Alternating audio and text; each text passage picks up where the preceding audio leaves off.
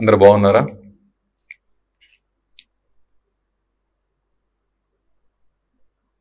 మీ అందరి కోసం వ్యక్తిగతంగా ప్రార్థనలు జ్ఞాపకం చేసుకుంటూ ఉన్నాను. తిరిగి మళ్ళా మనము మందిరంలోకి అడుగుపెట్టి ప్రభువుని యథేచ్ఛగా ఆరాధన చేసుకోవడం కోసం మనందరిలో ఆశ ఉంది. ప్రభు తప్పకుండా తగిన కాలాల్లో అవకాశం ఆయన అనుగ్రహిస్తారు. ప్రస్తుతానికి గృహాల్లో ఉంటూ కూడా మన వ్యక్తిగత ప్రార్థనలు, కుటుంబ ప్రార్థనలు కొనసాగిస్తూ ఉందాము. ప్రభు ఉచితమైతే వచ్చే మాసం కలుసుకుని మన ప్రభువుని సేవిద్దాం.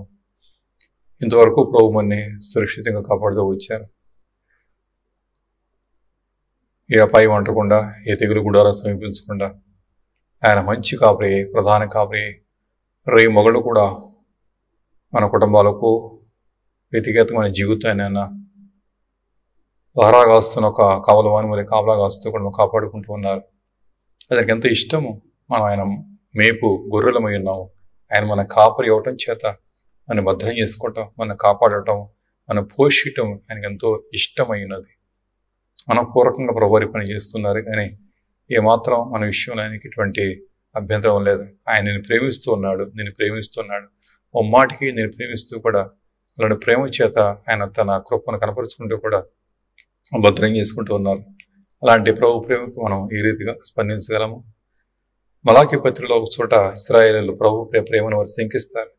ఈ విషయంలో నీవు మమ్మల్ని ప్రేమించేవని ప్రశ్న వేస్తారు.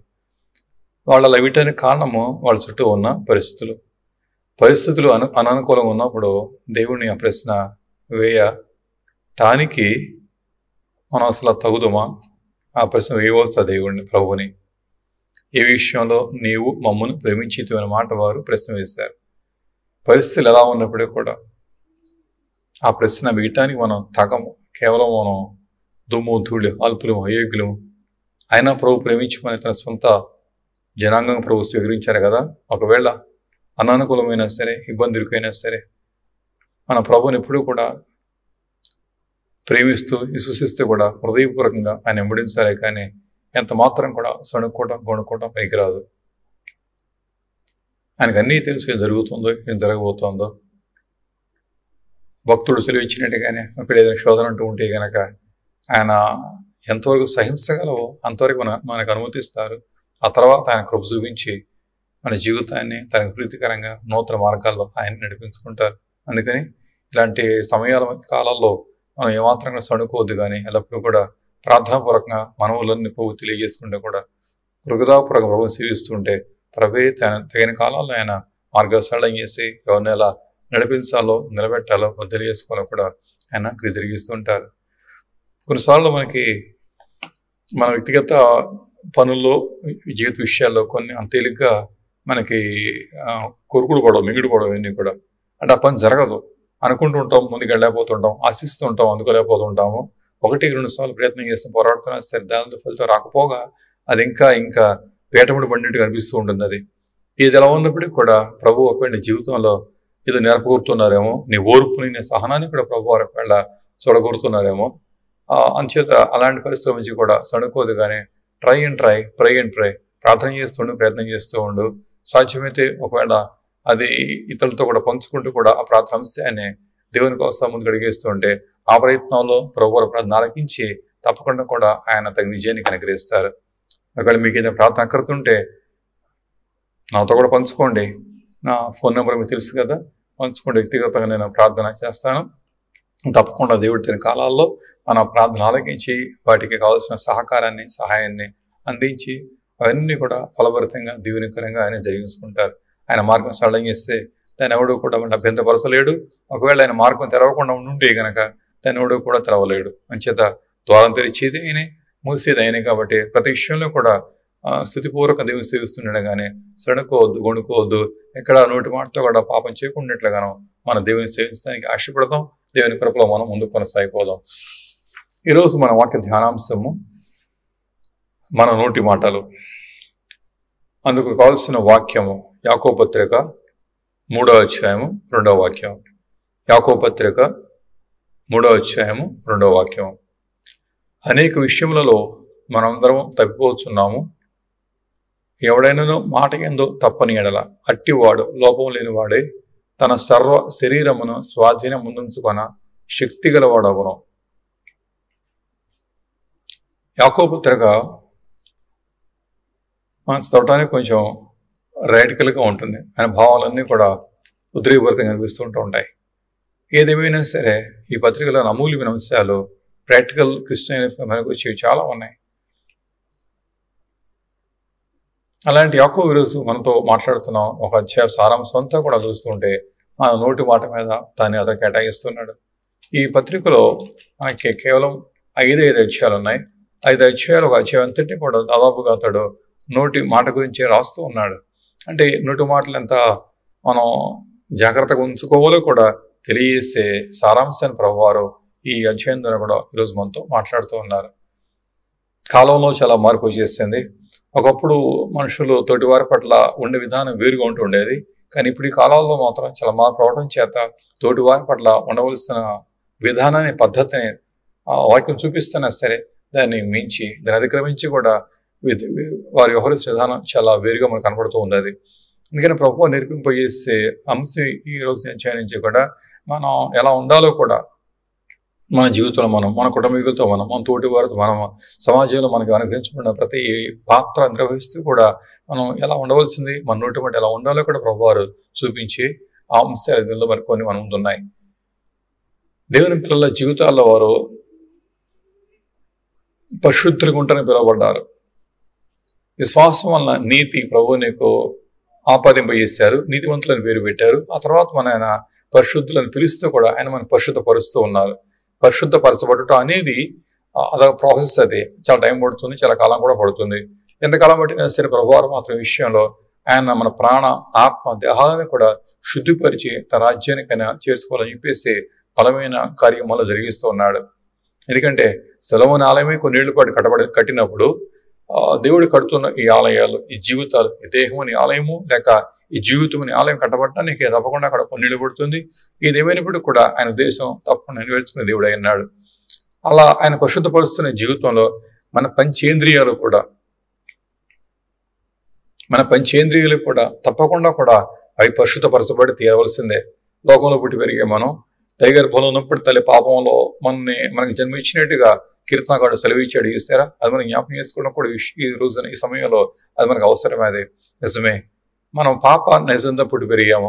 ఆ పాప స్వభావాన్ని బట్టి మన ఇంద్రియాలన్నీ కూడా చెడిపోవడం చేత, లేకపోతే నిగ్రహం కోల్పోవడం చేత, నియంత్రణ కోల్పోవడం చేత పట్టులేని వానికి ఎలాగైతే అతడు జారిపోతూ ఉంటాడో అలా ఇంద్రియాలు కూడా పరిశుద్ధత అనే పట్టు లేకపోవడం చేత, లేక నీతి అనే పట్టు లేకపోవడం చేత ఈ ఇంద్రియాలన్నీ కూడా పాప స్వభావాన్ని బట్టి, పాప ప్రేరేపితమై వాటి నడత పద్ధతి అది తప్పకుండా వేరుగా ఉన్నది. అందుకని పరిశుద్ధాత్మ దేవుడు మనలో కాపురం ఉంటూ కూడా ప్రభువారి యొక్క రక్తంతో శుద్ధి చేస్తూ కూడా వాక్యం ద్వారా అవన్నీ ఉపయోగం చేసుకుంటూ కూడా మన ఇంద్రియాలన్నిటినీ కూడా ఆయన క్రమపరుస్తూ కూడా పరిశుద్ధపరచబడటానికి మనం సంబంధించిన అప్పగించుకున్నప్పుడు వాటిని పరిశుద్ధపరుస్తూ ఉంటారు. ఒకటి మనం గమనించాలి, మనం వాక్యం రప్పించబడుతూ ఉన్నప్పుడు సమ్మతి గలవారం ఏంటి, ప్రభా నా జీవితం ఇక్కడ జరిగించి ప్రార్థన చేసుకుంటే ఆయన తప్పక సహాయం చేస్తారు. అంతేగాని మనం ఒకవేళ పరిశుద్ధపరచబడటానికి మనం మనస్సు లేనట్లయితే, సముఖంగా లేనట్లయితే కనుక ఇంకా అదే పాప ఇచ్చలు మునిగి తేలిపోతే కూడా ఇంద్రియాలను యథేచ్ఛగా స్వేచ్ఛగా పాపానికి అప్పగించేసుకుంటుంటే కనుక అది చాలా సూచనగా అనిపిస్తూ ఉంటుంది. ఎందుకోసం అంటే భ్రష్టత్వానికి అప్పగించే పరిస్థితి ఒకవేళ రాకుండా మనం చూసుకోవాలి. అందుకని దేవునాత్మలో వసిస్తూ కూడా ఆయన మనతో పోరాడుతూ ఉంటారు. వాక్యం ద్వారా మాట్లాడుతూ ఒప్పింపజేస్తూ కూడా ప్రతి విషయంలో కూడా ప్రతి అవయవాన్ని కూడా ఇంద్రియాన్ని కూడా ఆయన పరిశుద్ధపరచడం కోసం ఆయన నిత్యం మనలో ఉండి జరిగించే గొప్ప దేవుడు అయినాడు. ఈ రోజు మనకు అనుగ్రహించబడిన అంశం నోటి మాటలు. పంచేంద్రియాలు ప్రధానమైంది మన నోరు. కన్ను ముఖ్యమైనది, ఆ మాటకు వస్తే నోరు కూడా మరి ముఖ్యమైనది. ఈ రెండు కూడా చాలా ముఖ్యమైనవే. కన్ను చూడక మానదు, నోరు మాట్లాడక మానదు. అందుకని ప్రభు చెప్పారు, దేహాన్ని దీపము కన్నే గనక నీ కన్ను బాగుంటే నీ శరీరం అంతా బాగుంటుందని చెప్పేసి అన్నారు. నోటి మాట గురించి రాస్తూ కూడా యాకోబు అన్నాడు కదా, ఈ అవయవము బాగా అదిరి కొడుతూ కూడా ఇది మనలో ఉంటుందంట. అందుకని అక్కడ మరొక వాక్యం ఉంటున్నాడు, అంటే 6వ వాక్యం అంటాడు కదా, ఇది పాప ప్రపంచమైన సర్వ శరీరములకు మాలిన్యం కలిగేసే అవయవం చెప్పి రాస్తున్నాడు. అలా నోటి మాట, కంటి చూపు చాలా ప్రధానమైనవి. భూమి మీద ఉన్నంతకాలం కూడా ప్రతి మనిషి కూడా ఈ రెండు విషయంలో చాలా అతడు శోధించబడుతూ ఉంటాడు. ఆ టెంప్టేషన్, ఆ ఒత్తిడి వస్తూ ఉంటుంది. అయితే మనని నిరాధారులుగా దేవుడు విడిచిపెట్టలేదు. మనని ఆయన సహకారం అందించారు. సహకారం మాత్రమే కాదు, ఆయన మన సహకారం ఏంటమే కాకుండా నిర్మాణకుడు ఏంటి కూడా ఆయన మనలో తన పరిశుద్ధత అనే అంశాన్ని మనలో ఆయన ఉంచి దాని మనలో పెడుతూ కూడా ఆయన మన పరిశుద్ధపరుస్తూ ఉన్నారు. నేర్పరైన శిల్పకారు ఎలాగైతే మోగరాయిని శిల్పంగా చెక్కగలడో, కుమ్మరైన వాడు మట్టి ముద్ద తీసుకుని చక్కని పాత్ర ఎలా చేయగలడో, అలా ప్రభువు కూడా చెడిపోయిన జీవితాలను ఆయన బాగు చేస్తూ కూడా, చెడిపోయిన అవయవాలు తీసుకుని బాగు చేస్తూ కూడా, ప్రతి అవయవంలో నుంచి కూడా ఆయన పరిశుద్ధతను రావడం కోసం నిత్యం కూడా మనతో పోరాడే ప్రయాసపడే ఈ దేవుడు అయినాడు ఈ పరిశుద్ధాత్మ దేవుడు. అందుకే గ్రహింపు గలవారమేంటి మనం ప్రార్థనాపూర్వకంగా ప్రభువును ఆశ్రయిస్తే, ప్రభువు వద్దకు వచ్చి ఆయనకు అప్పగించుకుంటే కనుక తప్పకుండా కూడా మన జీవితంలో మేలు చేయడానికి ఎప్పుడూ కూడా ఆయన సిద్ధంగా ఉన్నారు. ఈ రోజున అందుకే నోటి మాటల మీద యాకోబు మనతో ఏం మాట్లాడుతున్నా కూడా మనం కొన్ని చూడబోతున్నాము. ప్రభువు మనకి ఇచ్చిన ఈ నోరు దేనికోసం? అది ముఖ్యంగా ఆయన అనుగ్రహించిన ఈ నోరు, ఆయన పిల్లలుగా మనకి ఇచ్చిన నోరు అనే ఉద్దేశాలు ఒకటే స్తుతించడం కోసం. జన్మనిచ్చిన దేవుడు, రక్షణ ఇచ్చిన దేవుడు, సృష్టించిన దేవుడు, జీవితాన్ని ఇచ్చినవాడు, నిత్యం కాపాడుకుంటున్నవాడు. నీ నోట ఆయన గోరుతున్నది కీర్తన 6లో అన్నట్టుగానే బాలురేకు చండపిల్లలకు స్తుతుల మూలంగా చెప్పి అన్నట్టుగానే నీ నోట ఆయన స్తోత్రం సిద్ధింపజేశారు. ఆయన స్థితియటం కోసం ప్రభువారు నీకు నోరు ఇచ్చారు. రెండవదిగా ఆయన ఇచ్చిన నోరు దేనికోసం చూస్తూ ఉంటే ఆయన మంచితనాన్ని, గాడ్స్ గుడ్నెస్, ఆయన మంచితనాన్ని, ఆయన కార్యాలను కూడా భూమి మీద ప్రచురిస్తూ కూడా నీ వలి అనేకులు తెలుసుకోవడం కోసం, తద్వారా వారు కూడా ప్రభు రక్షణ పొందుకున్న వారు నిత్య రాజ్యం కోసం ఆయత్తపడటం కోసం కూడా ప్రభువారు నీగా నోరు ఇచ్చేశారు. మనం మోవారం కాము. ఒకవేళ మాట వచ్చి కూడా నోరు మూసుకుని మౌనంగా ఉంటే అది ఎంత నష్టమో. అది నోరు తెరవబడి ప్రభువునికి అనుగ్రహించిన ఈ నోరు తెరవబడి ఆయన గురించిన సంభాషణలో, ఆయన గురించిన సాక్షులు ఏమవుతున్నాయి ఆయన ప్రచురణ చేయడం కోసం కూడా ప్రభువారు నీ నోరు వాడుతూ ఉండాలి, అది వాడబడుతూ ఉండాలి. అది మూడోది చూస్తుంటే ప్రభు నీకు ఇచ్చిన నోరు దేనికోసం చూస్తుంటే అది సంభాషించడం కోసం. అది టు కమ్యూనికేట్. నీ జీవితంలో నీకున్న నీ పరిస్థితుల మధ్య, నీ కుటుంబంలో అయినా, నీ భర్తతో, నీ భార్యతో, నీ పిల్లలతో, నీ కుటుంబీకులతో, లేక నీ తోటి వారి సమాజస్తుల మధ్య కూడా పని చేయడం కోసం, కార్యం నిర్వహించుకోవడం కోసం కూడా నువ్వు కమ్యూనికేట్ చేసి సంభాషిస్తూ ఉండాలి. అందుకోసం ప్రభువారు ఈ నోరు నీకు ఇచ్చేశారు. సో వెరసి మనకు అర్థమవుతుంది. ఒకటి, దేవునితో మనకున్న సంబంధాన్ని ఫలభరితంగా మార్చి వేసుకోవడం కోసం, పెంపొందింపు చేసుకోవడం కోసం ప్రభుని నోరు ఇచ్చారు.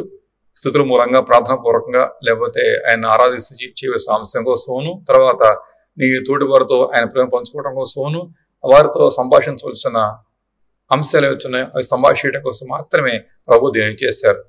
అయితే ఈ 3 అంశాలే కాకుండా ఈ నోరు మనం ఎలాగైనా వాడుకోవచ్చు. ప్రభు నీకు ఇచ్చిన ఏదైనా నువ్వు ఎలాగైనా వాడుకోవచ్చు. ధనం నీకు ఇస్తే ఆ ధనంతో సద్వ్యాపారం చేస్తూ, దుర్వ్యాపారం చేస్తూ, ప్రభు నీకు ఆరోగ్యం ఇస్తే ఆరోగ్యం ప్రభుని కనపరచవచ్చు. ఆరోగ్యంతో పాపం చేస్తే కూడా పాపశాపాల ముందు తీరిపోతే కూడా ఉద్రపర జీవితంతో దాన్ని ముగింపు తీసుకొని రావచ్చు. అది ప్రభు నీకు ఇచ్చిన ఏదైనా సరే, అది ఒక అవయవం ఇచ్చినా, లేకపోతే తలాంతి ఇచ్చినా, కృపను ఇచ్చినా, సమయాన్ని ఇచ్చినా సరే, అది use it in constructive way or destructive way. నిర్మాణాత్మకంగా వాడుకోవచ్చు, లేకపోతే వినాశనాత్మకంగా కూడా దాన్ని నువ్వు వాడుకోవచ్చు. అధిక భాగం చూస్తూ ఉంటే ప్రపంచంలో మాత్రం నిర్మాణాత్మకంగా వాడుకునేవారు కొద్దిమంది అయితే దాన్ని పాడు చేసుకునేవారు ఎక్కువ మంది అయి ఉంటున్నారు. అందుకని నోరు మనం అలాంటి సదుద్దేశంతో ప్రభుత్వం చేత మనం అలా వాడుకుంటే, ఆయన చిత్తానుసారంగా వాడుతూ ఉంటే, మనం అనుకున్న 3 మాటల ప్రకారం వాడుతూ ఉంటే కనుక ఆయన ఇంకా కృపనిచ్చి నీ నోరు నింపుతారు. ఆయన స్తుతించే మాటలతో, ఆరాధించే మాటలతో, సాక్ష్యభూతమైన అనుభవాల చేత. అంతేకాదు సంభాషించడం శత్రుల జీవితాలకు దీవెనకరమైన మాటలు, ఆలోచనలు, జ్ఞానాన్ని పంచుకోవడం కోసం కూడా ఆయన తప్పకుండా కూడా నింపుతారు. ప్రతి మంచి ఈవి కూడా ఆయన మనం కలగడం చేత నువ్వు ఆ క్రమంలో వాడుతూ ఉంటే దాన్ని ఇంకా ఆయన నింపడం చేత నీ జ్ఞానం కూడా, నీ ఆలోచన కూడా తప్పకుండా 10 మందికి దీవెనకరంగా ఉంటూ ఉంటుంది. అందుకని ప్రభు ఇచ్చిన ప్రతి అవయవాన్ని కూడా మనం పరచబట్టు ఉన్న గడియల్లో దాన్ని పరిశుద్ధపరచుకోవాలి. అలా పరిశుద్ధపరచుకునే ప్రక్రియలో నోటి విషయం మనం మరింత ముఖ్యంగా అప్రమత్తంగా కూడా దానిలో వాడుతూ ఉండాలి. కొందరు నోరుని ఎడపడ వాడేస్తూ ఉంటారు. వాళ్ళు దూషియటం కోసం, తిరస్కరించడం కోసం, వేలు చూపించడం కోసం, వ్యర్థమైన మాటలు పలకడం కోసం, ఊసువ కూరుల కోసం, ముచ్చట్ల కోసం, సరసోక్తుల కోసం, బూతుల కోసం ఇష్టానుసారంగా దాన్ని వాడుతూ ఉంటారు. అందుకని మత్తయి సువార్త 12వ అధ్యాయంలో యేసు ప్రభువు వారే స్వయంగా ఇచ్చిన హెచ్చరిక ఒకటి మనం జ్ఞాపకం చేసుకోవాలి. యేసు ప్రభువు వారే తానే స్వయంగా మాట పలికారు అంటే అది తప్పకుండా అది ప్రధానమైన అంశం. అది 12వ అధ్యాయం 36 వాక్యాలు ప్రభువు వారు ఏమంటున్నారు, నేను మీతో చెప్పినది ఏమనగా మనుష్యులు పలుకు వ్యర్థమైన ప్రతి మాట, ఆ మాట మనం అండర్లైన్ చేసుకున్నాం. మనుష్యులు పలుకు వ్యర్థమైన ప్రతి మాట గూర్చి విమర్శించడం ముందు లెక్క చెప్పవలసి ఉంటుంది. ఇన్ని మాటలు మాట్లాడుతున్నాం దినచర్యలో మనం.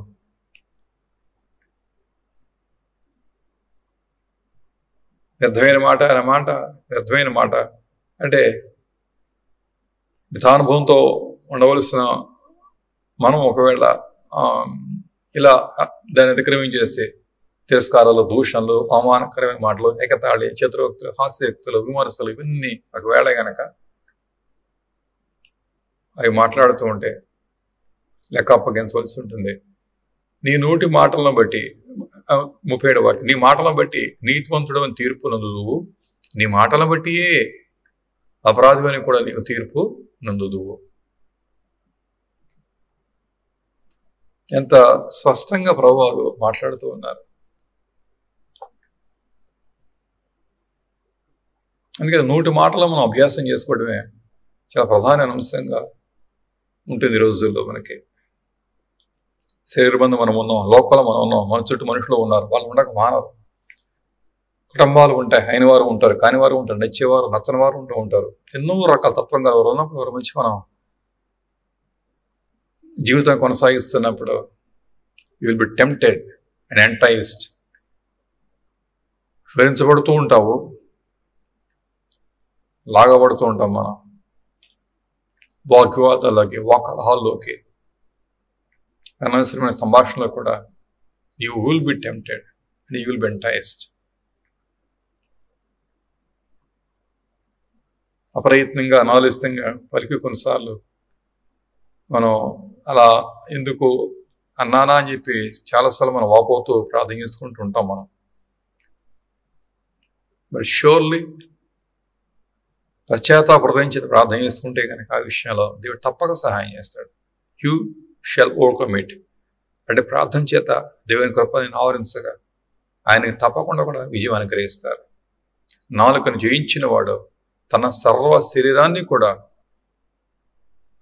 నియంత్రించుకునే వ్యక్తిగా యాకోబు చూపిస్తున్నాడు. తన సర్వ శరీరాన్ని కూడా లోపరుచుకునే వ్యక్తి, మాటని జయించిన వాడు అని చెప్పేసి తను చూపిస్తూ ఉన్నాడు. ఇదే 12వ విషయంలో ప్రభువారు ఇంకో మాట కూడా అన్నారు, చేశారా? హృదయం నిండి ఉన్న దాన్ని బట్టి 34 వాక్యం ఉంటుంది. అది నిండి ఉన్న దాన్ని బట్టి నోరు మాట్లాడు కదా అని చెప్పేస్తుంది. అది మంచి దన్నేదైతే కనుక మంచి విషయం వస్తుంటుంది, అది చెడ్డ దన్నేదైతే కనుక దుర్విషయాలు కూడా వస్తాయని చెప్పేసి అక్కడ ప్రభు స్వయంగా సెలవిస్తున్నారు. అందుకని ఆ నోటి మాట విషయంలో మనకి చాలా శోధనలు వస్తాయి లోకంలో అంతకాలం కూడా. పిల్లలతో, పెద్దలతో, అయిన వారితో, కాని వారితో ఎన్నో రకాలుగా వస్తూ ఉంటాయి. అందుకే ఈ నోటికి తాళం వేసేయాలి. లాక్డౌన్ అనేది మనుషులకు కాదు, లాక్డౌన్ అనేది మనసులకు, కోరికలకు, మనలో ఈ నోటి మాటలకు కూడా తప్పకుండా కావాలి.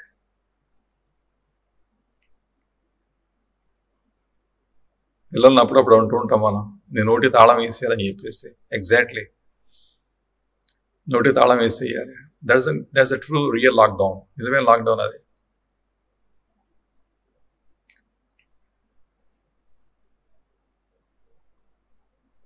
ఆ నోటి మాటలు బట్టి నువ్వు నీతిమంతుడుగానా ఎంచబడతావు, లేకపోతే అపరాధిగానా ఎంచబడతావు.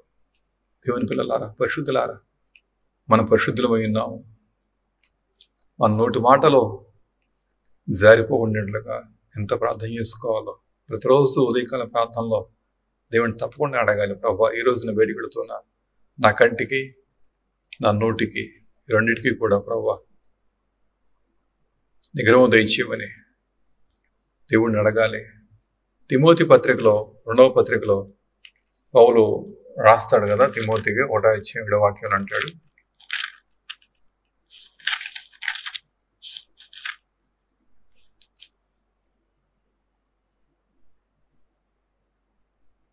ఏడో వాక్యంలో 2వ పత్రిక 1వ అధ్యాయంలో దేవుడు మనకి శక్తి, ప్రేమ, ఇంద్రియ నిగ్రహం గల ఆత్మని ఇచ్చాను కానీ ఇంద్రియ నిగ్రహమును గల ఆత్మని దేవుడు ఇచ్చాడు. దేవుని ఆత్మలో ఇంద్రియాలు నిగ్రహించుకునే ఆ సామర్థ్యం, శక్తి ఆయనలో మాత్రమే ఉంది. ఏ మనిషి కూడా సాధు కాజాలడు. యాకోబు పత్రిక 3వ అధ్యాయంలో 8వ వాక్యంలో ఏ నరుడు కూడా నాలుకను సాధు చెయ్య నేరడు. నో మ్యాన్, భూమి మీద పుట్టిన మనిషి కూడా తనకు తానుగా మాత్రం తన ఇంద్రియాలను అతడు సాధు చేసుకోలేడు. ముఖ్యంగా నోటి మాట, నాలుకను సాధు అతడు చేయనేరడం కూడా. అయితే తిమోతి పత్రిక పౌలు అన్నట్లుగానే దేవుని ఆత్మ ఇంద్రియాలను నిగ్రహించుకునే సామర్థ్యాన్ని ఆయన ఇస్తారు. అది ఆయనకి సాధ్యం. అది అందుకని పరిశుద్ధత అనే అంశంలో పరిశుద్ధాత్మ క్రియ జరగకపోతే మనం మనుమగా పరిశుద్ధపరచుకోవడం అనేది మాత్రం అసాధ్యమైన విషయం. అది ప్రభు రక్తం శుద్ధి చేస్తూ ఉంది. గతకాల పాపాన్ని పరిహారం చేసింది. అమూల్య రక్తం చేత కొనబడ్డాం.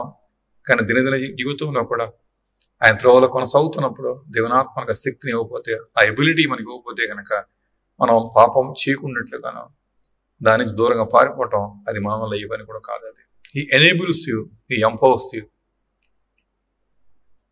అయితే అదే సమయంలో నువ్వు అప్రమత్తంగా మెళకుతూ ఉండాలి. ఏ రోజున ప్రభువుని ఇస్తున్న హెచ్చరికల విషయాలు ఉన్నాయి కదా. అందుకని నీ నోటి మాటను ఎప్పుడు కూడా కాపాడుకుంటూ ఉండాలి. అందుకుగాను ఆయన వైపు తిరుగు, ఆయన తట్టు తిరుగు, ఆయన ఆశ్రయించు, ఆయన సహసాకారం పొందుకోవడం చేత ఆయన ఆత్మ ద్వారా కూడా ఈ సాధుశీల స్వభావాన్ని ఆయన తప్పకుండా నీ హృదయానికి, నీ మనస్సుకి, నీ నోటి మాటకు కూడా ప్రభు తప్పకుండా అనుగ్రహిస్తారు. మన చుట్టూ ఉన్న పరిస్థితులు బట్టి మనం ఒత్తిడి గురవుతుంటాం. అయితే రక్షణ పొందకమునుపు ఉన్న స్థితి వేరు, రక్షణ పొందిన తర్వాత మన స్థితి వేరుగా ఉండాలి. రక్షణ పొందకమునుపు నీ జీవితం నీ ఇష్టం, ఎడిపడితే కొట్టిపోతుండే వారము. రక్షించబడిన తర్వాత ఆ దైవికమైన క్రమానికి మనం అప్పగించుకోవాలి, వాక్యానికి అప్పగించుకోవాలి. మన చుట్టూ ఉన్న పరిస్థితులు మనని తొందర చేస్తూ ఉంటాయి. అయితే దైవిక క్రమానికి అప్పగించుకున్నప్పుడు మనలో తప్పకుండా కొంత పోరాటం ఉంటుంది. అది పరిస్థితుల ప్రవేశం బట్టి, ప్రభావాన్ని బట్టి మనం తొందరపడుతూ ఉంటాము. కానీ ఏ దైవిక క్రమానికి అప్పగించుకున్నావో అది నీ జ్ఞాపకం రావడం చేత నీ మనస్సు కొంత స్ట్రగుల్ అవుతూ ఉంటుంది, పోరాడుతూ ఉంటుంది. అది శరీరానికి, ఆత్మకి నిత్యం కూడా పోరాటమే. రిబ్కా గర్భంలో యాకోబు, ఏశావు ఎలాగైతే వాళ్ళు పోరాడుకుంటున్నారో నీలోనే, నీ అంతర్యంలోనే ఒక పోరాటం, ఆత్మ వ్యతిరేకం శరీరం పోరాడుతూ ఉంటుంది.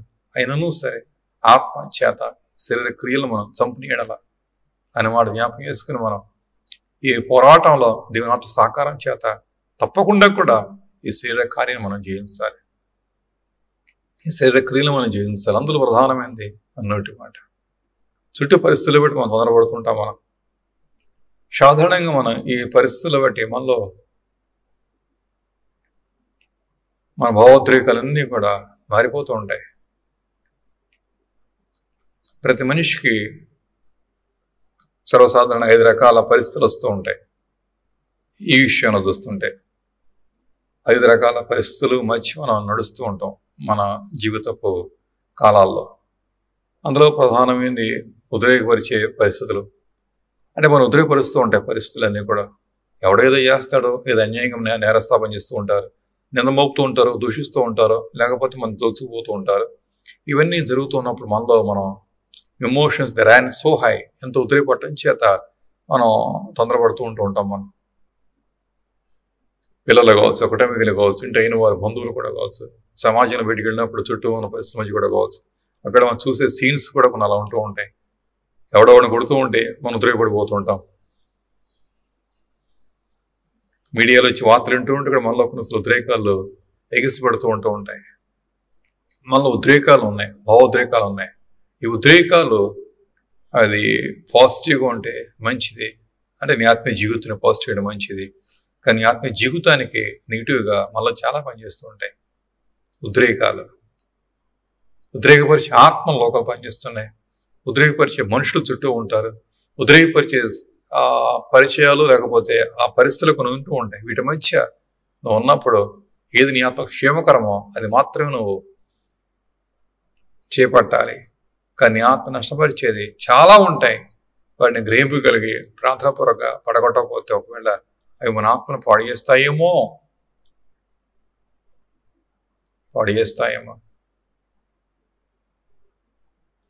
ఆదాము అవ్వల సంతానం హేబెలు కయ్యను ఇద్దరు దేవుని సన్నిధికి వెళ్ళారు. కయ్యను అర్పణ దేవుడికి ఇచ్చాడు, హేబెలు అర్పణ ప్రభుకి ఇస్తున్నాడు.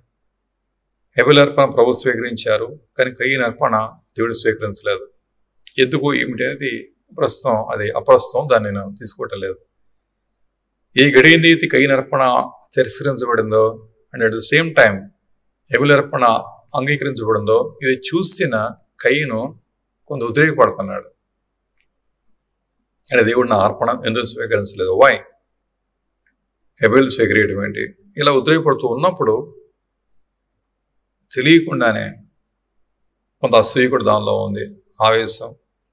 ఈ పరిస్థితులన్నీ తనని తొందర చేస్తున్నాయి, గర్భిలు చేస్తున్నాయి. వీటి మధ్య కయ్యను దేవుని మీద కొంత ఆయాసపడుతూ ఉన్నట్లుగా మనం అర్థం చేసుకోవచ్చు. అందుకే నేను కావాలవాడినా అని చెప్పి ప్రశ్న వేస్తే దేవుని దగ్గర చాలా రఫ్గా మాట్లాడుతున్నాడు. అదే సమయంలో హేబెలు మీద కూడా తన కొంత ఆయాసం అనడం చేత తను చంపుతూ ఉన్నాడు. తనలో రేగిన ఆ భావోద్వేగాలు, emotions the ran so high that he was tempted or enticed to kill his own brother. తన సొంత సహోదరుని చంపడానికి కూడా తనని అవన్నీ లాగివేస్తున్నాయి. నిలబండి లేదు. ఉద్రేకపడినప్పుడు నెగిటివ్ ఎమోషన్స్ వల్ల మనం ఉద్రేకపరచబడితే కనుక will lose balance, will lose control of our senses. మన ఇంద్రియాల యొక్క నియంత్రణ పట్టు అప్పుడు పోతుంది. నువ్వు ఉద్రేకపడడం చేత ఆ మాట, ఆ తలంపులు, లేకపోతే ఆ క్రియలు, ఆ సంభాషణలు అలా వెళ్ళిపోతున్నాయి. ఆ తర్వాత మనం జరిగిన తర్వాత అప్పుడు మనం కూర్చొని పశ్చాత్తాపడినా సరే దానివల్ల ఫలితం ఏమి ఉండదు. ఈ లాస్ కంట్రోల్, అప్పటికే నువ్వు కంట్రోల్ తప్పిపోయావు. అందుకే ఇలాంటి వాటి మధ్య మనం వెళుతున్నప్పుడు మనం తప్పకుండా ఉంటాం. Remember that as long as ఈ శరీరం కొంతకాలం కూడా మనం ఇలాంటి భావోద్వేగభరితమైన పరిస్థితుల నుంచి మనం నడవక తప్పదు, నడుస్తూ ఉంటాం. మనం ఇలాంటి లోకంలో మనం ఉన్నాము. ఇలాంటి లోకంలో ప్రభువారు జన్మించారు, జీవించారు, జయించారు. ఆయన మన పక్షంగా ఉండే విజ్ఞాపన చేస్తూ ప్రార్థన చేస్తూ కూడా మనం కూడా జయించడం కోసం ఆయన సామర్థ్యాన్ని మనకి ఇస్తూ ఉన్నారు. ఆయన మన బలహీనతలందు మన ప్రధాన యాజకుడు సహనము లేనివాడు కాడు. అందుకని ఉద్రేకపరిచే ఈ పరిస్థితుల మధ్య మనం నిలబడటం కోసం ప్రతిరోజు కూడా ఆత్మచేత నింపబడుతూ, నడిపించబడుతూ, శక్తి పొందుకుంటూ, వాక్య ప్రజ్ఞానం కలిగి సాధుశీల స్వభావాన్ని ధరించుకోవటం కోసం ప్రతిరోజు దేవుని ఆశ్రయించవలసి ఉన్నది. యవనస్తులారా ఉద్రేకపడకండి, పెద్దలారా ఉద్రేకపడకండి, ఆవేశపడిపోకండి, దేవుని చోటు ఇవ్వండి. ఉద్రేకపరిచే ఆత్మలో లోకం స్థారంగా ఉన్నాయి, కానీ సమాధానకర్త ఒక్కడే పరిశుద్ధాత్మ దేవుడు అయినాడు. సమాధాన స్థితిని నువ్వు కోల్పోకున్నట్లుగా ఆ సమాధానకర్త నీకు తప్పక సహాయం చేస్తారు. ఆయన చేత నింపబడు, నడిపించబడు.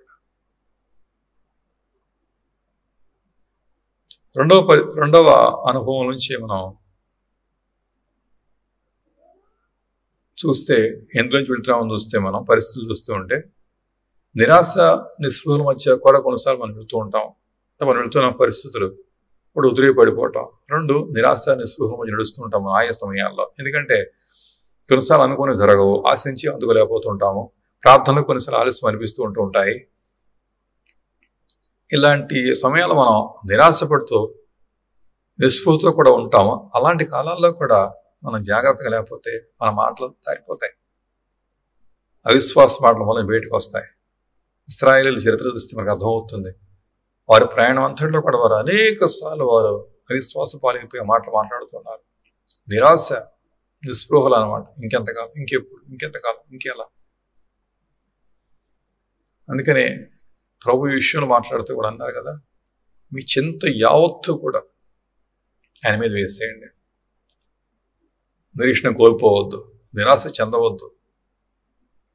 ఆల్వేస్ ఎల్లప్పుడూ కూడా విశ్వాస హృదయం కొనసాగిపోతూ కూడా దేని విషయంలో కూడా ఏ విషయంలో చింతపడకుండా మీ ప్రార్థన మనవలను కృతజ్ఞతాపూర్వకంగా ఆయన తెలియజేస్తూ ఉండండి. ఒకవేళ నిరాశ నిస్పృహ ఇలాంటివన్నీ ఓవర్కమ్ చేస్తే గనక తప్పకుండా నీ నోటి మాట జారిపోవడం ఖాయమే. అందుకని అలాంటి పరిస్థితుల మధ్య కూడా మనం జాగ్రత్తగా ఉండాలి. ఇశ్రాయేలు అన్నారు కదా, అలాంటి నిరాశ చేత అన్నారు కదా, ఇక మేము నిస్పృహల మధ్య కూడా అన్నారు ఈ మాట వాడు, ఇక మేము కానం చేసే చేరువు ఇక్కడే రాలిపోతాం అని చెప్పేసి వాడు పదే పలకడం చేత చివరికి ఆ ప్రకారం వరకు జరిగింది. మూడోది చూస్తూ ఉంటే వెళ్తున్న పరిస్థితుల్లో మూడోది కొన్నిసార్లు ఉప్పొంగి పరిస్థితులు కొన్ని వస్తూ ఉంటాయి. అనేక విజయాలు ప్రభువుని ఇవ్వటం చేత, అనేక విజయాలని బిడ్డలు పొందుకోవటం చేత ఇవన్నీ మనని కొన్నిసార్లు ఉప్పొంగ చేస్తుంటాయి. Puffing up. ఆ విజయాల మధ్య మనం నడుస్తున్నప్పుడు మన అంతర్యం తెలియకుండానే వాటిని బట్టి కూడా అది అలా మారే ప్రమాదం ఉన్నది. అది ఉప్పొంగిన హృదయాల చేత దేవుని వీడు ఉప్పొంగితే కనుక స్తుతిస్తున్న అద్భుతంగా ఉంటుంది. కానీ విజయాలు, విజయ పరంపరలు, భూమి మీద పొందుకున్న అనుభవాలు బట్టి మాత్రం ఉప్పొంగితే మాత్రం అది చాలా ప్రమాదంగా మారిపోయి ఒకవేళ అప్పుడు కూడా మన నోటి మాట జారే ప్రమాదం ఉన్నది. అప్పుడు ఒకవేళ నేను కదా, నాది కదా, నేను కదా అని చెప్పి అసహిస్తే కనుక ఆ అసహ్యుక్తి అది చెడ్డది. అది అలా వృధాతిశయాల మధ్య కూడా కొంత నష్టపోయారు. రాజైన నెబుకద్నెజర్ అలా ఉప్పొంగుతో అసహిస్తూ కూడా నా రాజ్యము నా బల ప్రభావంతో కట్టుకుంది కదా అని చెప్పి తనలో తను అనుకుంటూ ఉన్నాడు. తన మాట అలా వెళ్ళిపోతుంది. వెంటనే దేవుని తీర్పు రాకపోలేదు. నెబుకద్నెజర్ రాజ్యాన్ని కోల్పోయి పదవిచ్యుతుడైపోయి అడవిలోకి తనబడిన వాడే అనే కాలాల పాటు పశుప్రాయుడే, పశువు వల్లే తాను గడ్డి మేస్తూ గడిపినట్టుగా చరిత్ర మనం చూపిస్తూ ఉంది. ఉప్పొంగినప్పుడు అది కూడా ప్రమాదమే. మనం అందుకని ప్రభునికి విజయం ఇచ్చినా సరే సమస్త ఘనత మహిమ గౌరవిస్తూ కూడా పొందింది పొందినట్టుగాను, సాధింపనట్లుగాను ఏదైతే ఇంకా చేయవలసిందో అడవి పొందికి వెళ్ళిపోతూ ఉండాలి. కానీ గత అనుభవాలు బట్టి కానీ చుట్టూ ఉన్న వాటి బట్టి కానీ అధికంగా ఆ మనసు ఎన్నడూ కూడా వాటి మీద పెట్టకూడదు. ఉప్పొంగ చేసే ఆత్మలో స్వభావాలు కూడా ఈక్వల్లీ బ్యాడ్. అవన్నీ మన మాటలను కొంచెం తేడాగా చేసేస్తాయి. నేను నా అనే సేంతు కూడా మాటలు మన చేత పలికింపు చేసే ప్రమాదం కూడా తప్పకుండా కూడా వాటిలో ఉన్నది. నాలుగోది చూస్తుంటే మనం వెళ్ళే పరిస్థితులు కొన్నిసార్లు డాంబికమైన పరిస్థితులు వస్తూ ఉంటాయి. జీవిత డంబాల గురించి కూడా మనం బోస్టింగ్ అంటాం, మాట్లాడే ప్రమాదం ఉంటుంది. తోటి వారి మధ్య మాట్లాడుతున్నప్పుడు మితిమీరినటువంటి మాటల్లో ఆ డాంబికాలు అక్కడ వచ్చేస్తాయేమో అది కూడా చూసుకోవాలి.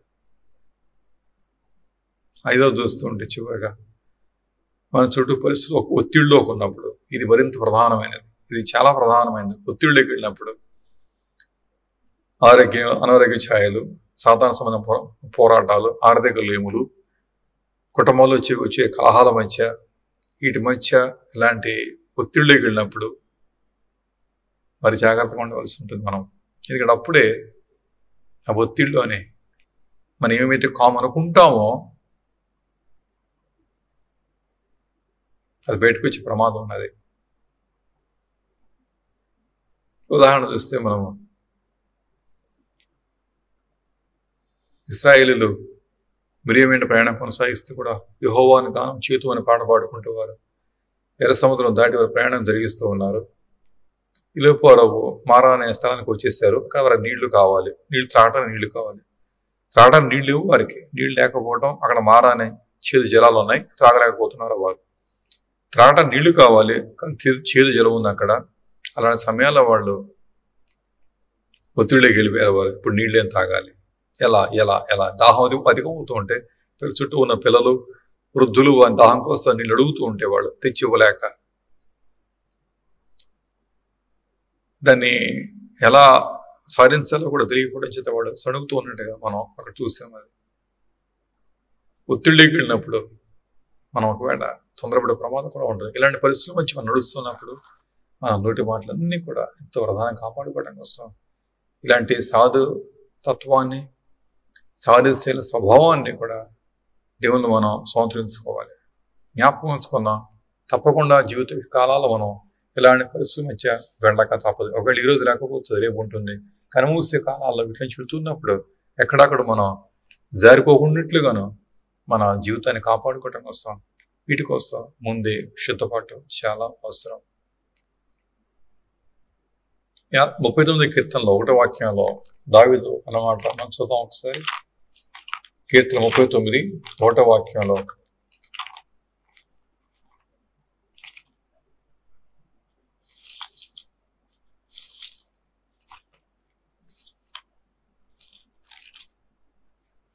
నా నాలుగుతో పాపం చేయకుండాట్లు నా మార్గంలో జాగ్రత్తగా చూచుకుందును. భక్తిహీన ఎదుటనున్నప్పుడు నా నోటికి చిక్కు ఉంచుకుందును అనుకుంటే, భక్తిహీనమైన చర్యలు చేసే మనుషులు చుట్టూ ఉన్నప్పుడు, అలాంటి వారి చుట్టూ ఉన్నప్పుడు నాలుగుతో పాపం చేయకుండాట్లుగా జాగ్రత్తగా నేను చూసుకున్నాను అంటున్నాడు దావీదు. ఇంత భక్తుడయ్యండి, ప్రార్థనాపరమైన మనిషి. ఈ భక్తుల్లో అప్రమత్తత మెడకు చేశారా? తన నోటి మాట తప్పితే చేయకుండాట్లుగాను చుట్టూ ఉన్న ఈ భక్తిని బట్టి కూడా అతడు చాలా మెడకుతూ ఉన్నాడు. ఎంతమందో దావీదు చుట్టూ ఉంది. రకరకాల మనుషులు, రకరకాల మాటలు, రకరకాల అంటూ ఉండేవారు. వీటి మధ్య అతడు తొందరపడిపోకుండా, రాజు ఇండి కూడా త్వరగా మాట్లాడకుండా, త్వరగా ఖడ్గాలు జుడిపించకుండా, త్వరపడి అతడు తోటి ప్రాణం తీయకుండా, తను గ్రహించకుండా కూడా, నోటి మాట చేయకుండా కాపాడుకుంటూ కూడా ఆ నాలుకను దేవునిగా స్థితి కోసం వాడుకోవడం చేత వాటి నిండా ప్రభువారు కీర్తనలు పెట్టారు. ఆ కీర్తన రాసి ఇవ్వటం చేత వినడం, చదువుకుని ఆనందిస్తున్నాము. తన నోట ప్రవచన ఆత్మ సంబంధం మాటలు పెట్టడం చేత మన మెస్సయ్య ప్రభువారి రాకడ గురించిన ఆ శ్రమాన్ని గురించిన అంశాలు కొన్ని తన నోట ప్రభు దేవుడు పెడుతూ ఉన్నారు. నాలుకను కాపాడుకున్నప్పుడు ప్రభు దాన్ని తప్పకుండా వాడుకుంటారు. అభిషేకం 4 మీద ఉంటుంది. అది అటు అభిషేకంతో కూడా 4 పలికే మాటలు, ఎగో ప్రవచనాలు, కీర్తనలు ఎన్ని ఉన్నాయో. అందుకని మన నాలుకను దేనికోసం వాడుతున్నాము, ఎవరి కోసం వాడుతున్నాము, ఎందుకోసం వాడుతున్నాము, ఎవరు వాడుకోవడం కోసం దాన్ని మనం పరిశుద్ధపరచుకుంటున్నాం, ప్రత్యేకించుకుంటున్నాం, ప్రతిష్ఠిస్తున్నాము కూడా. ఇవన్నీ చక్కని అంశాలు. దేవుని పిల్లలు వీటిని తప్పకుండా జయించాలి. 4 సాక్ష్యాలు బైబిల్లో ఉన్నాయి. అవి కూడా చెప్పి ఈ విషయం మనం ప్రార్థన చేసుకోబోతున్నాము. యెషయా గ్రంథం 6వ అధ్యాయం చూస్తే మనం అక్కడ భక్తుడైన యెషయా దేవుని దర్శనం వస్తాడు. తాను చూసినప్పుడు వెంటనే యెషయా పలికిన పలుకు జ్ఞాపకం ఉందా? 6వ అధ్యాయంలో యెషయా అంటాడు కదా, అయ్యో అని మాట వాడుతున్నాడు. 6వ అధ్యాయంలో యెషయా దేవుని దర్శనం చేసి ఆయన పలికిన పలుకులు తొలి మాట, మొదటి మాట 6వ అధ్యాయంలో 5వ వాక్యం చూస్తే 1, 2, 3, 4 వాక్యాలను దేవుని దర్శనం తన కళ ముందు ఉంది. ప్రభుని ముఖాముఖిగా చూస్తున్నాడు.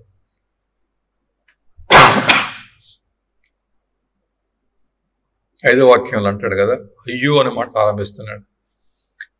దేవుని దర్శనం చేసిన వ్యక్తి పలికిన పలికి అయ్యో, ఓ, ఇంగ్లీష్లో ఓ అంటాడు. అంటే శ్రమ, నాకు శ్రమ అన్నమాట. అయ్యో అపవిత్రమైన పెదవులు గలవాడను, అపవిత్రమైన పెదవులు గల జనుల మధ్య నివసిస్తున్నాను అని చెప్పేసి అంటూ నేను నశించింది అన్నమాట వాడుతున్నాడు. యెషయా పలికిన పలుకు దర్శనం చూసిన వాడు స్తుతించవలసిన సమయంలో, దేవుణ్ణి ఘనపరచవలసిన ఆ సమయంలో తన పెదాలు తనకు కనబడుతున్నాయి. దేవుని సన్నిధి కాంతలు తన పెదాలు తనకు కనబడుతున్నాయి. మీరు గమనించారా? మీ పెదాలవి కనపడవు అన్లెస్ ఈ అప్రోచ్ మిర్రర్ ఒక అద్దం ముందుకెళ్తే తప్పించి మీకు కనపడవు. నీ పెదాల మీద ఏముందో కూడా నీకు కనపడదు. And unless you see them in mirror, అద్దంలోకి చూస్తే కానీ కనపడదు అది. ప్రభు ఇప్పుడు దర్శించేశారు. ఇప్పుడు యెషయాకట తన పెదాలకు అపవిత్రత స్పష్టంగా కనపడుతూ ఉన్నారు. ఎలుగెత్తి ఇచ్చాడు, అయ్యో అని చెప్పి ప్రార్థన చేసుకుంటారు కదా. ప్రభు దాన్ని పరిహారం చేయడం చేత, పాపాన్ని క్షమించడం చేత 7వ వాక్యం ఒకటి ఉంది. అది దోషాన్ని పరిహారం చేయడం చేత ఆ తర్వాత దేవుడు ప్రభుత్వాన్ని శుద్ధి చేసి పరిశుద్ధపరిచి అభిషేకం చేత బలమైన ప్రవక్తగా ప్రభు పంపిస్తే కూడా 7వ అధ్యాయం మొదలుకొని 60 అధ్యాయాల పాటు 60 అధ్యాయాల పాటు ఎన్నో ప్రవచనాత్మక సంగతులు మాట్లాడుతున్నారు. సుదూర భవిష్యత్తు విషయాలు, రాబోతున్న క్రీస్తు యొక్క మొదటి రాకన అంశాలు, ఇలా చాలా అంశాలు విస్తారంగా దానిలో ఉన్నాయి. అతని నోరు ఒక జీవ ఓట అయిపోయింది, చీల్చబడిన బండ అయిపోయింది. ప్రవహిస్తూ నీటి కొట్టవడం చేదంతో దాహం తీసుకోవడం కోసం కావాల్సిన వాక్యాలు విస్తారంగా ప్రభుత్వం నోట పెడుతూ ఉన్నారు. ఇంతవరకు నా అపవిత్రత ప్రభు తీసిపడేశారు. నోటి మాట శుద్ధి అయినప్పుడు, పెదాలు పరిశుద్ధపరచబడినప్పుడు ఆ నోరు దేవుడు వాడుకోవడానికి యజమాని చేతికి వెళ్ళిపోయిన ఘనమైన పాత్రగా మారిపోయింది. తిమోతి రాసినప్పుడు పత్రికలో పౌలు ఈ మాట వాడతాడు, గొప్ప ఇంట ఘనమైన పాత్ర ఉంది, ఘనహీనమైన పాత్ర కూడా ఉంది. ఎవడైనా ఒకవేళ ఈ ఘనహీనమైన వాటిలో చేరకుండా తాను ప్రత్యేకించుకుంటే గనక యజమాని వాడుకోవటానికి అర్హమైన పాత్రగా, ఘనమైన పాత్రగా తాను ఉంటాడని చెప్పి అంటాడు. కడమ వాటిలో చేరకుండా అంటే ఘనహీనమైన వాటిలో చేరకుండా ఉంటే గనక ఘనమైన పాత్రగా దేవుడు తప్పకుండా కూడా నేను చేసుకుంటాడు. యెషయా పేదలు పరిశుద్ధపరచబడ్డాయి. దేవుని సందేశాలు ప్రపంచానికి అందుతూ ఉన్నాయి. అది మొదటి అంశం. అది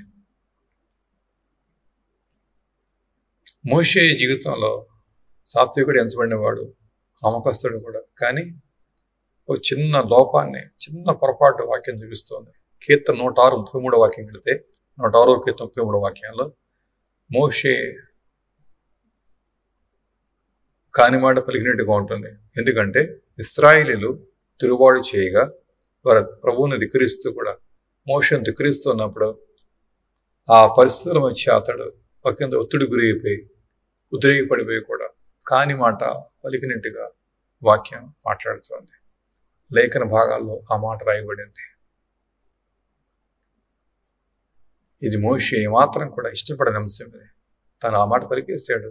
ఆ సాక్ష్యం లేఖన భాగంలో ఉన్నది. మోషే మీద నేరస్థాపనగా ఉన్న మాట కాదు కానీ అదే. మంచి దినాల్లో మనం కూడా మేలుకోతుండటం కోసం, ఒత్తిళ్ల మధ్య ఉద్రేకపడిపోకుండా మనం కాపాడుకోవడం కోసం ఈ వాక్యాలు హెచ్చరిస్తూ ఉన్నాయి. కాని మాట పలకవద్దు. అయిన మాట ఒకటి ఉంది, కాని మాట ఒకటి ఉంది.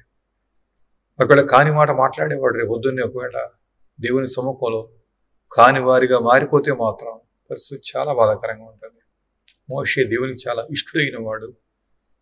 దేవునికి ఇష్టడైన వాడు కాని మాట పలకడం చేత దేవుడికి కూడా నీ బాధగానే ఉంది. కానీ మోషే తర్వాత అతడు దాన్ని సరిగేసుకొని క్రమపరచుకోవడం చేత పిస్గా కొండ మీద దేవుడు అద్భుతంగా తన జీవితాన్ని చక్కగా ముగింపిస్తూ ఉన్నారు. యెషయా పరిశుద్ధపరచబడ్డాడు, మనలాంటి వాడే. పెదల అపవిత్రత ఉంది, పరిశుద్ధపరచబడ్డాడు, వాడబడ్డాడు. మోషే మనలాంటి వాడే, తొందరపడ్డాడు. కానీ తర్వాత సరి చేసుకోవడం చేత దేవుడిని ఆమోదిస్తూ కూడా తన జీవితాన్ని చక్కగా ముగింపిస్తూ ఉన్నారు. ఎందుకు చదువుతున్నామంటే మనం అలా చేయాలని కాదు. ప్రతి మనిషి కూడా will be tempted and tested and enticed. అదే సమయంలో ప్రభువారు ఏమంటున్నారంటే పరిశుద్ధపరిచే ఆయన వాక్యము, ఆయన ఆత్మ మనకు అనుకోకుండా ఇవన్నీ జ్ఞాపకం చేసుకున్నప్పుడు, చదువుతున్నప్పుడు, క్రియలు వెనుకోగలిగి నువ్వు ఆయన ఆశ్రయిస్తే కనుక ప్రభు తప్పకుండా సహాయం చేస్తారు. మత్తయి 16:22 వాక్యాలు పేతురు యొక్క తొందరపాటు మాటలు కనబడుతున్నాయి. ప్రభువుని అతడు గద్దిస్తూ అంటాడు, ప్రభువా నీకు సిలువ మరణము దూరం కాలం గద్దిస్తూ ఉన్నాడు. పేతురు మాటలు, తొందరపాటు మాటలు ప్రభు అందుకని అంటారు కదా, సాతానా పొమ్మని గద్దిస్తూ ఉన్నారు. పేతురు యొక్క మాటలు అలా ఉన్న ఎందుకోసం అంటే స్వార్థపూరితమైన తత్వాన్ని బట్టి తన మాటలు కొంచెం వేరుగా ఉన్నాయి. యోబు గ్రంథానికి వస్తే చూస్తే చివరగా 1:22 వాక్యము 2:10 వాక్యం కూడా చక్కని సాక్ష్యం ఉంటుంది. యోబు అంట నోటి మాట చేత కూడా ఏ తప్పిదం కూడా చేసిన వాడు కాదు అని.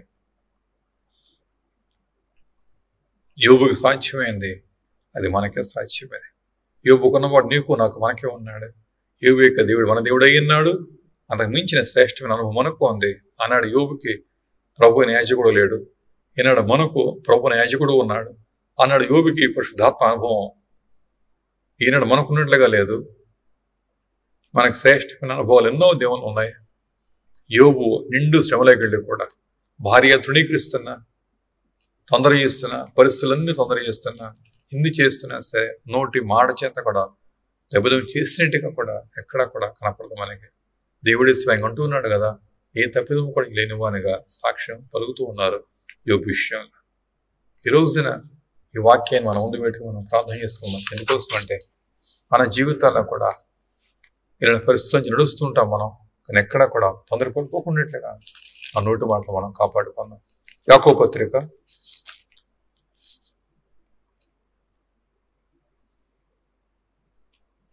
4వ వాక్యానికి వస్తే మీరు 3వ అధ్యాయంలో నోటి మాటల గురించి రాస్తూ కొనసాగిస్తూ యాకోబు ఏమంటున్నాడంటే, ఓడలో కూడా చూడుడి అవి ఎంత గొప్పవే, పెనుగాలి కొట్టుకొని పోబడినను ఓడ నడుపువాని ఉద్దేశం చొప్పున మిక్కిలి చిన్నదగు చుక్కాని చేత త్రిప్పబడను. ఓడలాట ఎంత గొప్పవైనా సరే, పెనుగాలి చేత కొట్టుకొని పోబడినా సరే, నావికునికి ఉద్దేశ ప్రకారంగా చుక్కాని చేత అది మళ్ళా త్రిప్పబడుతూ ఉంటుంది. అది నాలుగు కూడా చిన్న అవయవమైనప్పుడు కూడా అది బాగా అదిరిపడుతూ ఉంటుంది. అది ఓడలు పెనుగాలి కొట్టుకొని పోతున్నాయి, కానీ నావికుని ఉద్దేశ ప్రకారంగానే చుక్కాని చేత నడిపిస్తూ క్రంపరుస్తూ ఉన్నాడు. అలాగన నాలుక చిన్న అవయవమే బాగా అదిరిపడుతూ ఉంటుంది, కానీ చుక్కాని చేత త్రిబ్బడిన ఆ నావ వలె దేవుని సహాయ సహకారం చేత, ఆత్మ బలం చేత, వాక్య పరిజ్ఞానం చేత, పశ్చాత్తాప దిద్దుబడికి అనుభవం చేత ఈ నాలుగు కూడా తిరిగి ఇది సాధు చేయబడగలదు. అది దేవుల్లో సాధ్యమేది. It is possible. ఆయన సాత్వికుడు అయినాడు, అందుకు గుర్తు ఆయన మాటలే. అదే సాత్వికాన్ని ప్రభావాలు ఆయన మనకి ఇవ్వబోతున్నాడు. ప్రాణం పెట్టినవాడు తన స్వభావాన్ని మనకి ఇవ్వబోతున్నాడు. అలాగనే నాలుగు చిన్న అవయవమైన సభకు అదిరిపడుతూ ఉంది. అది కానీ ఆ అదిరిపడుతున్న నాలుగును సుఖానికి చేత నియంత్రించినట్టుగానే ఆయన ఆత్మశక్తి చేత సహకారం చేత కూడా దాన్ని క్రమపరుచుకోవడానికి అవకాశం ప్రభావాన్ని కలిగిస్తున్నారు. 6వ వాక్యంలో మరో మాట ఏమంటున్నాడంటే,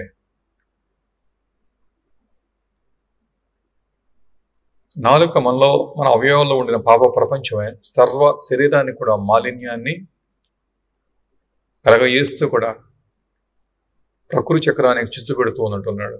అది నరకం చేత చిచ్చు పెట్టకుండా ఉంటున్నాడు. నాలుక మనలో అవయవమైపోయేది సర్వ శరీరాన్ని కూడా అపవిత్రపరుస్తుంటున్నాడు. సర్వ శరీరాన్ని కూడా మాలిన్యాన్ని కలిగేస్తుంటున్నాడు. అంటే నోటి మాట బట్టి ఈ జీవితం అంతా మలిన భూయిష్టంగా మారిపోతూ ఉంది.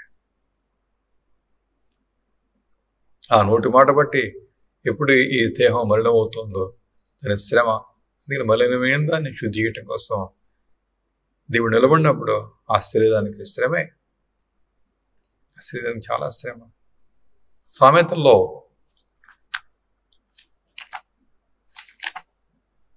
12వ అధ్యాయం చూద్దాం. ఒక మాట మనం 12వ అధ్యాయంలో సామెతల గ్రంథము 12వ అధ్యాయంలో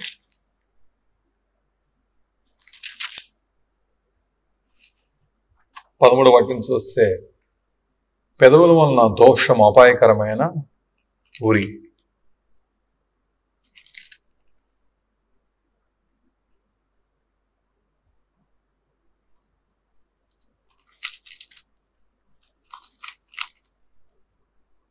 13వ అధ్యాయంలో 3వ వాక్యాలు ఏమంటున్నాడు?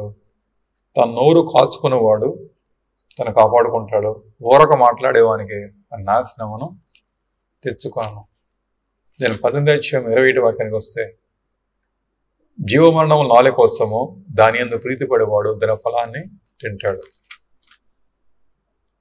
21వ అధ్యాయం చూస్తే ఇంకో వాక్యం 23వ వాక్యానికి వస్తే, నోటిని నాలుకను భద్రం చేసుకునేవాడు శ్రమల నుండి తన ప్రాణాన్ని కాపాడుకుంటాడు. నాలుక సర్వ శరీరానికి మాలిన్యం కలిగిస్తున్నప్పుడు, జీవితాన్ని మలినం కలిగేయటం చేత దాన్ని శుద్ధి చేయటానికి ప్రభు నిలబడినప్పుడు ఈ జీవితానికి ఈ శరీరానికి కూడా శ్రమ. అందుకే అంటాడు కదా, నాలుకను భద్రం చేసుకుంటే శ్రమల నుండి కూడా తన ప్రాణాన్ని తన శరీరాన్ని కాపాడుకుంటాడు. నోటి మాట సరిగేయటానికి వస్తున్న ప్రభు కొన్నిసార్లు నిలబడినప్పుడు ఈ జీవితానికి చాలా శ్రమగా ఉంటుంది.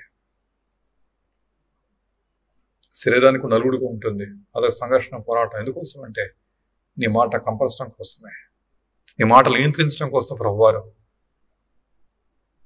ఆ శ్రమానుభవాన్ని ఒకవేళ అనుమతించారేమో. అందుకని యాకోబు పత్రుడి నుంచి చూస్తుంటే మన నోటి మాటలు ఎప్పుడూ కూడా మనం కాపాడుకోవడానికి ప్రార్థన చేసుకోవాలి, ప్రయత్నం చేయాలి. ఏనాడు దాన్ని సాధు చేయనాడు, కానీ ఆయన దేవుని పిల్లలు దేవుని పరిశుద్ధత తప్పకుండా వాళ్ళు సాధు చేస్తారు. దానిలో వారు తప్పకుండా జయం పొందుకుంటారు. ఎందుకంటే వారు ఒంటరి వారు కాదు, వారితో ప్రభు కృప ఉంది, ఆయన వాక్యం ఉంది, ఆయన ఆత్మ ఉన్నారు. మన పక్షంగా మన ప్రార్థన ఆలకించే మన నాదుడు ఉండడం చేత తప్పకుండా ఈ ఇంద్రియాల్లో కూడా ప్రభు నిగ్రహశక్తి ఇవ్వడం చేత మనం జయించు వారమై ఉన్నాం. మనం జయించు వారమే కానీ జయించబడిన వారం మాత్రం కావు మనం. అందుకని ప్రభు అంటున్నారు, చేశారా, పరిశుద్ధులు తమ ఇంద్రియాలన్నింటినీ కూడా నిగ్రహించుకుంటూ ఉండాలి. ప్రధానమైనవి 2, కన్ను, తర్వాత నోటి మాట. ఈరోజు మన ధ్యానాంశం మన నోటి మాటలే.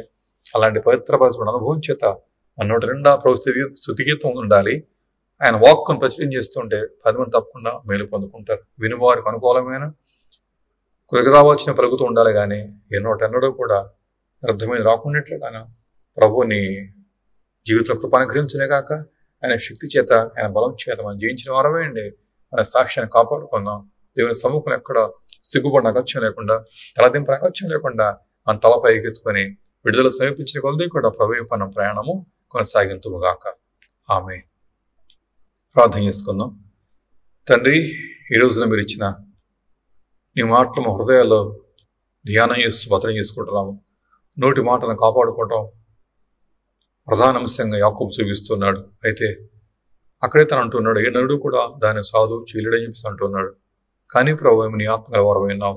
అందుకే ప్రార్థన చేస్తుండగా ఎలా యోగుకి నీ ఆత్మ సాకారం చేత ఆ నిగ్రహాన్ని ఇచ్చావు, అలా మా ఇంద్రియాల్లో కూడా మా వ్యయంలో కూడా మా నోటి మాట, మా కంటి చూపు సంపూర్తి నిగ్రహం కలిగి నీ చిత్తానుసారంగా ఉండి బాగా నిగ్రహించాలని చెప్పేసి ప్రార్థన చేస్తాను.